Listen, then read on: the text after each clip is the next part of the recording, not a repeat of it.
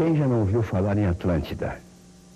Dizem que as civilizações azteca, maia, egípcia, entre tantas outras, podem ter sido originadas no enigmático continente perdido.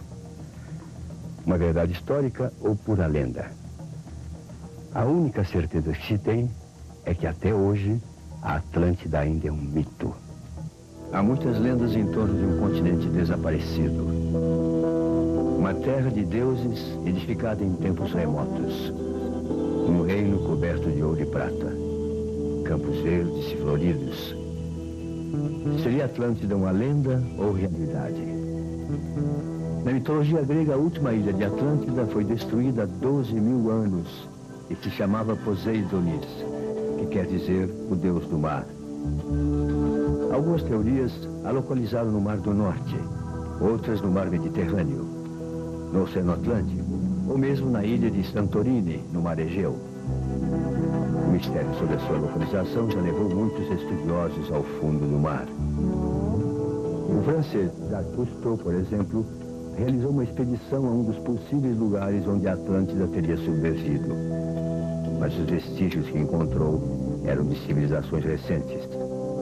Os primeiros registros sobre a Atlântida foram narrados por Platão, filósofo grego, que viveu no século IV a.C. Ele teria se baseado nos relatos de Solon, um sacerdote egípcio. No primeiro diálogo, chamado Timeu, Platão descreve a formação do cosmo e promete contar a história de Atlântida nos diálogos seguintes. O professor de filosofia, James Areia, fala sobre as duas partes que comporiam Timeu. A primeira delas é essa que aparece com o nome de Critias e se esperaria uma outra onde tomaria a palavra Hermócrates. A parte destinada a Critias, ela aparece até nós, a narrativa está cortada, ela é interrompida bruscamente, e aquela que deveria ser proferida pelo Hermócrates não foi encontrada. A centelha que Platão acendeu sobre o passado da humanidade permanece viva até hoje, mesmo sendo Critias um diálogo incompleto. Critias começa descrevendo uma civilização muito avançada que teria sido punida pela ira dos deuses. O curioso é que essa punição, no momento mesmo em que ela vai ser proferida, no momento em que os deuses se reúnem, né, patrocinados por Zeus, para decidirem o destino de Atlântida, a narrativa de Platão ela é interrompida. Para alguns autores, esse diálogo é incompleto porque Platão desiste desse projeto, né, já estando velho, e se empenha em redigir as leis, que é a sua última obra. Então ele teria largado, abandonado esse projeto. Para outros, né, Platão teria escrito e essa pequena parte, esses dois apêndices, teriam se perdido. Não existem provas concretas a respeito de sua existência, e principalmente sobre o seu fim. No entanto, de acordo com as ciências ocultas, que estudam fenômenos não explicados pelas leis naturais, Atlântida existiu, mas não resistiu às divergências entre grupos de interesses distintos. Um grupo trabalhava em prol da coletividade, trabalhava realmente buscando a melhoria, o progresso, o bem-estar do cidadão atlantiano, e outro grupo trabalhava mais a nível de interesses próprios, fragmentários, separativos.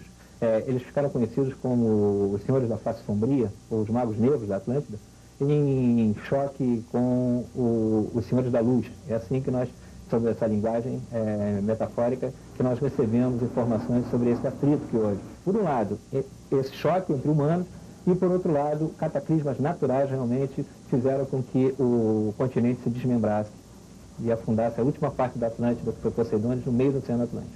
Cataclisma quer dizer uma transformação brusca e de grande amplitude nos movimentos da crosta terrestre.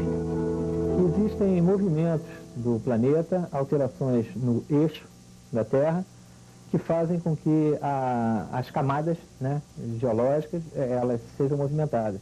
Quem tem uma grande teoria sobre isso é o professor Charles Hapgood, que ele mostra que realmente a Terra, em várias ocasiões, ela tem deslocamentos das suas placas tectônicas.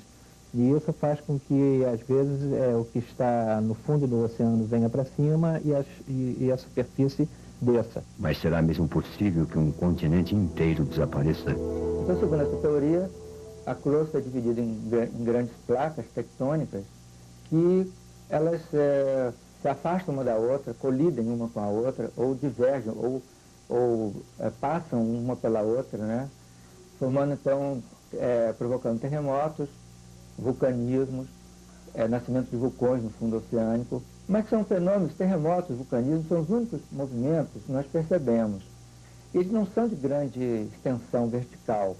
A geologia não mostra grandes variações rápidas de deslocamento vertical da crosta. Pode haver deslocamento de vários quilômetros, mas lentamente. Há uma hipótese de que os sobreviventes de Atlântida tenham se refugiado em outras terras e o seu conhecimento se perdido com o passar dos milênios. Novas civilizações então teriam se formado sem saber a origem do seu passado.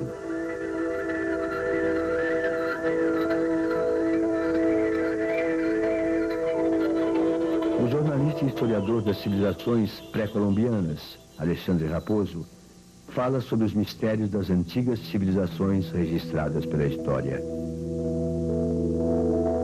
Se você andar pela América do Sul, você vai encontrar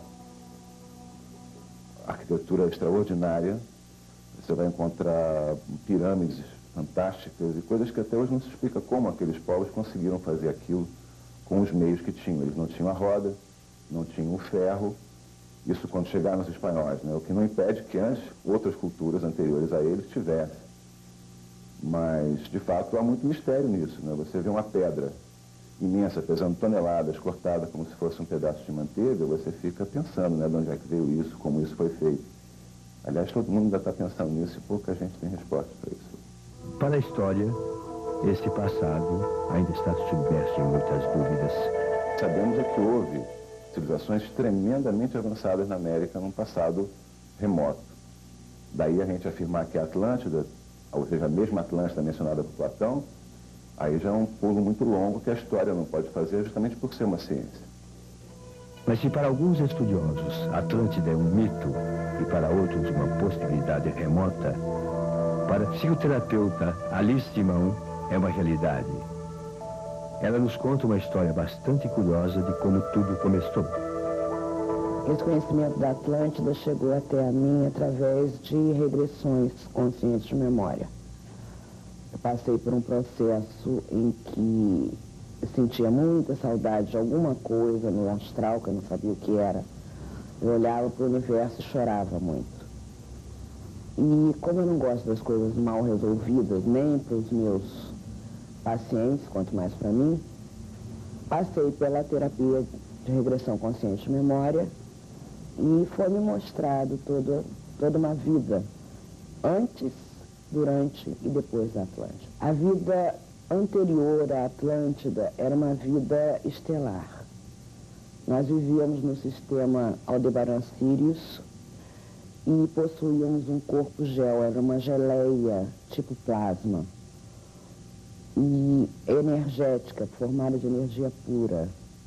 E quando nós viemos na nave Trodus, que era a nave que nos trouxe do sistema Aldebaran, nós passamos por um processo de densificação de corpos para podermos viver no planeta Terra.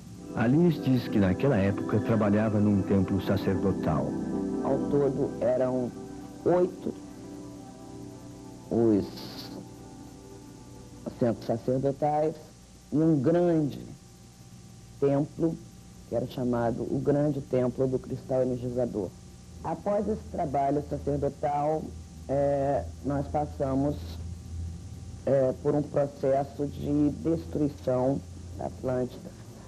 O grande cristal foi quebrado energeticamente por dissensões entre os sacerdotes, quebraram esse grande cristal que mantinha o equilíbrio e houve uma grande destruição, com maremotos, terremotos. As evidências de que existia um continente submerso são poucas, mas os mistérios são muitos.